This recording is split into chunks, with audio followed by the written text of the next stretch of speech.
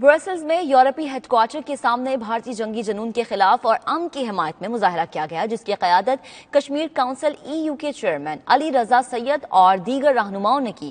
اس موقع پر علی رضا سید کا کہنا تھا کہ مسئلہ کشمیر جنوبی ایشیا میں کشیدگی کی اصل وجہ ہے۔ یورپی یونین کشیدگی ختم کرنے اور مسئلہ کشمیر کے حل کے لیے اپنا کردار ادا کرے۔ انہوں نے مزید کیا کہا، آئیے آپ کو دکھاتے ہیں۔ آج کے مظاہرے کا مقصد جو ہے وہ ایک میسج دینا ہے، خاص کر یورپین یونین کو، کہ کشمیری اور پاکستانی امن چاہتے ہیں اور انڈین عوام بھی امن چاہتی ہے، لیکن بھارت کی جو حکومت ہے ان پہ جنگی جنون سوار ہے اور وہ اس خطے کو ایک جنگ کی صورت میں وہ اس خطے کو عالمی امن ہے اس کو خطرے میں ڈال رہے ہیں۔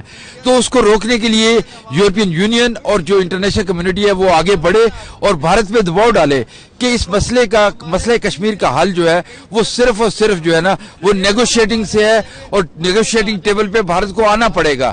جنگ کسی مسئلے کا حل نہیں ہوتی ہے۔